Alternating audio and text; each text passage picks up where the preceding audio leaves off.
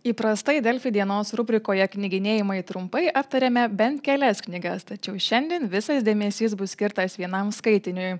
Ir nebereikalo, nes šioje knygoje aptariamos neįsenkančias diskusijas skatinančios temos. Tai naujasis edukologijos mokslų daktarės Austėjos Landsbergienės kūrinys Sveiko proto motinystė, apie kurį papasakos į mūsų studiją atvykusi autorė. Labadiena, gerbiama Austėja. Labadiena. Mes prieš laidą jau šiek tiek spėjome, pasikalbėti apie motinystę, požiūrį į ją ir sakote, kad metai iš metų kyla tie patys klausimai, ar ne? Tai išties įdomu. Ar galite maždaug papasakoti, kokie tėvams kyla dažniausiai klausimai susiję su vaikais jų auginimu? Tai labai priklauso nuo vaiko amžiaus, ar ne? Nes vieni klausimai kyla tik gimus vaikeliui, kiti klausimai jau ruošiantis į ugdymo įstaigą, iki mokyklinę darželį pradžią, ar ne? Tada jau išeinant į mokyklą ir taip ir, tie cikliški klausimai ir kartojasi. Ir paskutinis ciklas jau yra paauglystė ir dabar irgi jau ką labai pastebiu, vis daugėja, dėl to, kad seneliai vis aktyviau dalyvauja anūkų gyvenime, tai jau senelių banga ateina, ar ne, kaip, o ką daryti, jeigu ten mes su vaikais nebūtinai taip galvojame, o ar aš tikrai galiu turėti kitas taisyklės savo namuose, kaip man vaikui paaiškinti, kad nieko tokio, kad pas mane taisyklės truputį kitokios, tai jau atsiranda tas tų užaugusios tėvų kartos, kuri jau gilinosi ir domėjosi, o dabar jau tampa seneliais, jų tokia banga jau naujų klausimų. Bet patys klausimai kartojasi dėl to, kad, šeimai gimė vaikas, ar ne? Ir, kai tai mamai buvo 13, ji nepuolė skaityti knygos, kaip išleisti vaiką į darželį, ar ne? Tai gimė vaikelis, sulaukia ten ar metukų, ar 2, ar 3, nusprendžia jau išleisti ugdymo įstaigą ir kyla tie patys klausimai. Ir kadangi aš jau 3 dešimtis šitoj srity, tai visą laiką tie patys klausimai, kaip adaptuosis, ką reikia man daryti, ką reikia su vaiku daryti ir taip toliau ir panašiai. O sakote, kad klausimai išlieka tie patys metai iš metų, ar ne? O kaip jūs pastebite tiek galbūt ir iš savo asmeninės patirties, ir iš mokslinės patirties, tai ar keičiasi pats visuomenės požiūris į tėvus? Kaip jie turėtų elgtis arba kaip patys tėvai save identifikuoja, ar ne? Kad anksčiau galbūt ta tėvystė buvo griežtesnė, dabar galbūt turime kitokius standartus. Kokie pokyčiai čia vyksta? Turbūt vienas pačių didžiausių pokyčių yra tai, kad dar niekada mes tiek nesijaudinome, būtent nesijaudinome dėl to, ar viską darome gerai. Ir yra labai toks keistas paradoksas, dėl to, kad aš dabar matau tikrai, lyginant ypač 20 metų, ar ne, nes aš buvau labai jauna, tai kai atėjau į šią profesiją, tai nelabai galiu reflektuoti pradžią, nes dar tokia pati labai buvau pradedanti. Bet per paskutinius 20 metų labai išaugo tėvų kaltės jausmas. Aš jaučiuosi, ir ypač mamų, aš jaučiuosi kalta, kad aš, tarkim, išleidau vaiką į darželį, aš jaučiuosi kaltas, kad per mažai laiko leidžiu su vaiku. O dar niekada žmonijos istorijoje tėvai tiek neleido daug laiko su savo vaikais. Kaip dabar? Taip. Oho. Taip, yra jau ir mokslo įrodyta, ir suskaičiuota mokslininkų, kad dar niekada, žinoma, vėl, yra individualios situacijos ir individualūs tie skaičiai, ar ne?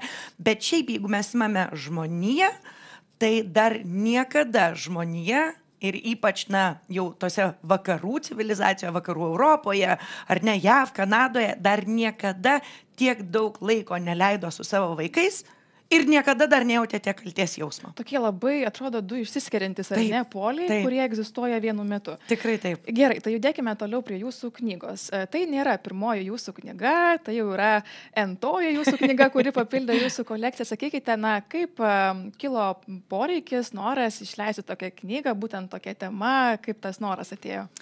Noras visų pirma tai atėjo iš leidyklos, kuri mane ilgą laiką vis kybino, ar ne, kad Austėja jau reikia rašyti, Austėja labai norime, kad parašytumėt. Tai kažkaip, o aš pati įsivertinau, kad tikrai jau yra ilgametė patirtis. Ir kadangi aš ne tik tarkim, universitete apie tai teoriškai galvoju, rašau, kažkokį tyrimą atlieku ir visą kitą, bet ir kiekvieną mielą dieną su tuo dirbu. Aš matau vaikus, aš matau tėvus. Ir manyje dera tas ir akademiko, ir praktiko 2 vaidmenys viename. Ir kažkaip pagalvojau, kad šiemet mūsų vaikystės sodas švenčia 15 metų jubiliejų, tai toks to jubiliejaus proga labai, labai prasminga turėti ir kažkokią knygą, kuri įprasmintų visą tą patirtį.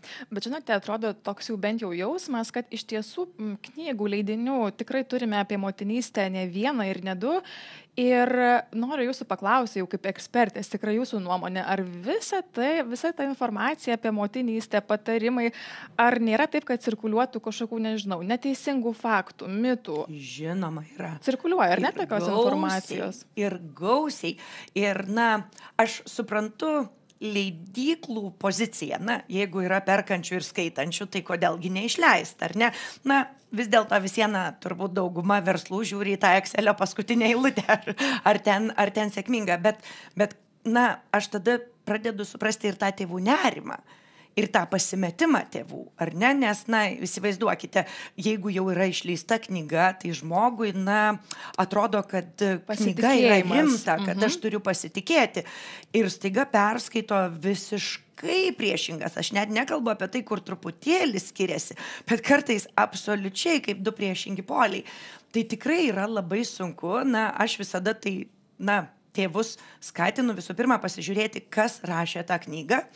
Tada kas rekomenduoja arba nerekomenduoja, ar ne, nes iš to irgi galima suprasti tą knygą. Ir tada kokie yra knygos šaltiniai. Nes jeigu perskaitai visą knygą, o pabaigoje šaltiniai yra ten kažkas.ru ir tai yra tik tai YouTube kanalai, ar ne? Tai tada turbūt nebūtinai labai patikima informacija, bet jeigu tai yra kitų mokslininkų, kitų universitetų, ar ne, jeigu pats tas rašytojas, pavyzdžiui, aš labai remiuosi Harvardo mokslininkų išleistomis knygomis, Stanfordo mokslininkų išleistomis knygomis, neuromokslininkų knygomis. Ir visada stengiuosi knygos pabaigoje visą tą milžinišką sąrašą, kuo aš rėmiausi ir ką aš skaičiau ir į ką gilinausi, prieš jau pradėdama pati sakyti, nors atrodo ir pati turiu be galo daug patirties ir, čiokių tokių raidelių prie savo pavardės, bet vis viena, mes negyvename negyvenamoje saloje. Mes kaip susiliečiantis indai. Tai labai svarbu, su kuo tu susilieti, ką tu skaitai, ką tu giliniesi ir tada turbūt pagal tai reikia atsirinkti tai, kuo aš tikiu ir pasitikiu. Gerbiama Austėja, pabaigai labai trumpai apie tai, kokias temas jūsų knygoje gali tikėtis rasti skaitytojai. Kas ten aptariama?